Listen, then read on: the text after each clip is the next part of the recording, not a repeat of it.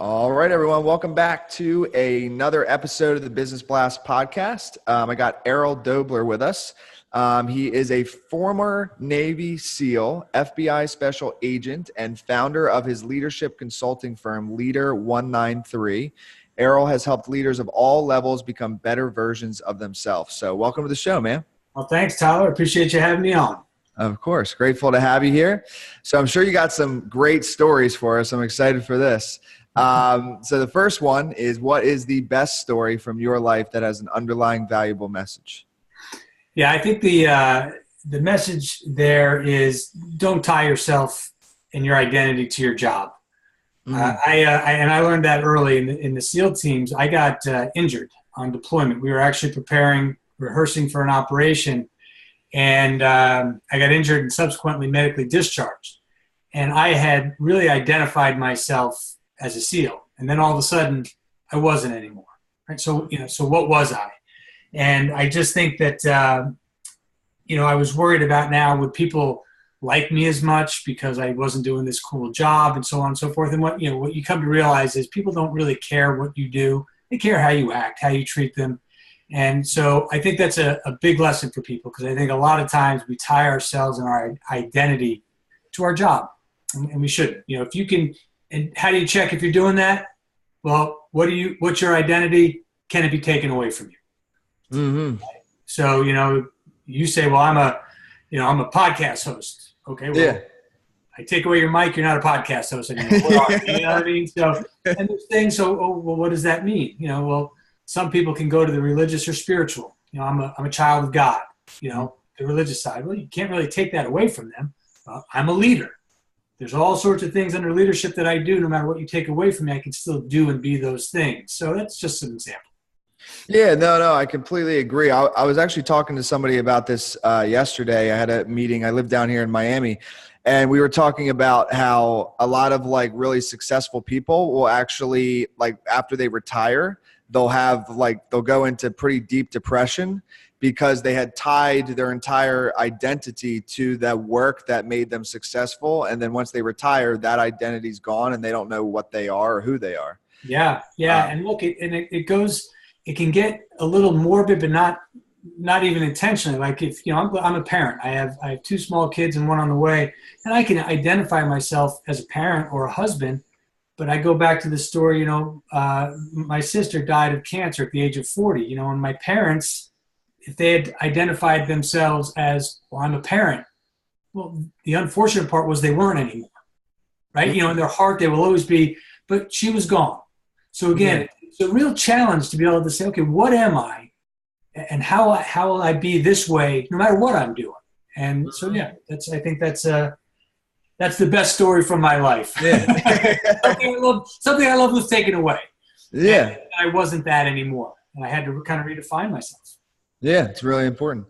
So my next one for you is, what's the most valuable piece of information we should know that's within your expertise or industry? Yeah. So my background is interesting. I acknowledge that. Former Navy SEAL, FBI agent. I did really cool things. But sometimes when I'm talking to potential clients, they'll kind of be like, well, I don't get it. What's the correlation? And my point is that those battlefield lessons, whether they were literally battlefield in Afghanistan, in the mountains of Afghanistan, or battlefield on the streets of New York City, or Kazakhstan, or some of the other overseas places that I've been to conduct investigations, technically that's a battlefield. We had to do certain things, and we had to do certain things in a leadership perspective. We had to plan properly. We had to control our emotions and understand them. We had to set a series of guidelines for behavior that we could always count on for other people. And if we did those things, we generally could ensure some success in our mission. But more importantly, we kept people safe and alive. And those battlefield lessons, leadership lessons, are transferable to business. They're transferable to your home. So that's kind of a personal thing to let everybody know, okay, Errol Doebler is these things. Well, that doesn't apply. I do, I help people write books for a living. Well, it applies 100% because these philosophies are life philosophies. Yeah. I agree. I mean, I think it even almost applies more than like learning actual just business leadership. And I've never experienced it, but I think like, you know, being on the battlefield, that would be like another level. Like talk about like leadership under stress. Yeah. You know, like that's on another level of like any sort of stress you could have in like a boardroom. Well, You know? 100%. So, like, 100%, but it'll still be the things you need to do to get it right. And it just so happens the consequences are higher, but that's why we do it. yeah. So a lot of times we don't do those things in the boardroom, well, because the consequences aren't so high in that nobody's going to die. Okay, but that still doesn't mean it's not the right step to take. For sure. Those consequences in the boardroom, they can be devastating. They can be loss of money, loss of jobs. Definitely. That's a virtual death to a lot of people. You know, that's tough. True. Yeah, no, you're right. Actually, when you think about it like that, it is almost as serious. It definitely applies. It applies. So my next one for you is, what is your best piece of overall business advice? So not necessarily industry specific. Yeah, you know, and I could say something like, you know, always be courageous and flexible, and I would be accurate, but I want to kind of hit on something that I hear a lot, and when I say it, people kind of jolt back, and I get a lot from leaders I coach. You know, how do I get people to really care about their job more, really love their job? And my answer to them is, who cares if they love their job? The fact of the matter is, you and I are lucky, right? We picked an industry that we want to do. We want to work for ourselves. So we do get to wake up every day and love our job. That's not the overwhelming majority of people. Okay, they do their job as a means to an end. So what do you do then? Well, make sure they love the environment. Make sure they love the predictability of the environment. Make sure they know that when they go into the office that people will behave a certain way that I can be comfortable with.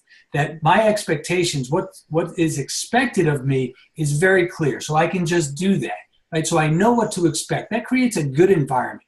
It creates a safe environment. You know, after I got injured in the SEAL teams and before I got medically cleared and joined the FBI, I sold copiers, right? I was in sales. I loved that job. Not because I give a crap about copiers. I don't, but the environment we worked in was all of those things. It was predictable. The boss told us what was expected of us. People treated each other with courtesy and respect. We cheered for each other. We helped each other. And that all was driven by the leader, but it was a predictability in the environment. Then all of a sudden, I kind of liked the job. So yeah, I think that's business advice for leaders. Make them love the environment. Don't worry so much about if they love the job, because they may not. And they're allowed not to. Absolutely, man. It's the culture. Yeah, 100%. So if you could if you could give your younger self one piece of advice, what would that be?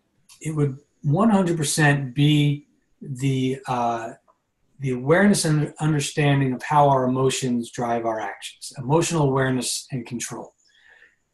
100% we are driven by our emotions, right? We're nervous, we act nervously. We're shy, we act in a way that's, you know, the way a person who's shy acts. We're angry, we might act angrily.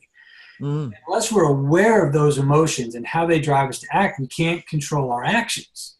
And I think back on all the mistakes, not all the mistakes, but so many of the mistakes I made, and bad decisions were driven by emotions.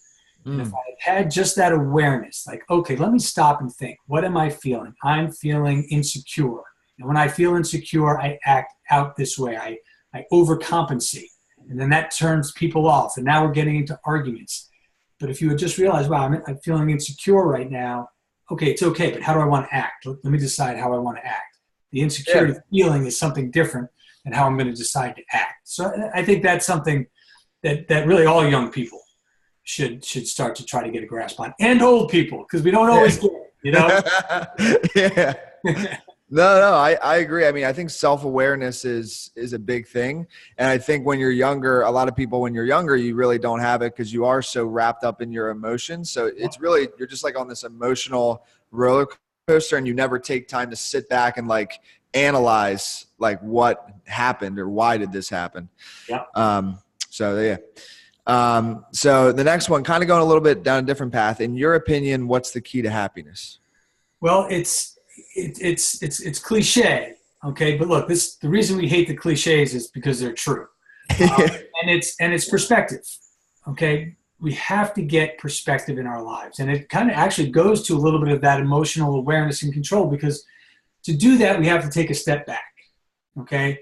And when I say perspective, I think about people who, again, what we talked about, tie their identity to their work and not something bigger, not something of being in the moment when they're at home with their family. And I think people wear it as a badge of honor sometimes, say, well, I'm always thinking about work.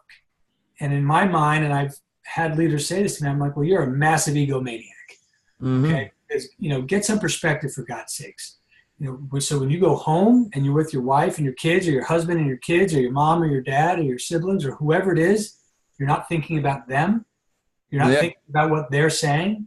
You're not truly in tune to how they're feeling. You're thinking about work. That's no perspective at all. And, so then the time that you feel like now you decide you want to engage, well, guess what? They may not be there for you totally to engage, because you've never had that perspective on, let me see where I am, what's important, let me take a breath, and let me pay attention to this person. So if you do that, I think you will find the areas where, wow, I might be going down this wrong path, but I've got some perspective. Let me take a step back. Oh, here's the right path to go down. So that perspective is key to happiness. Yeah, man, I can relate to that too. I find it hard.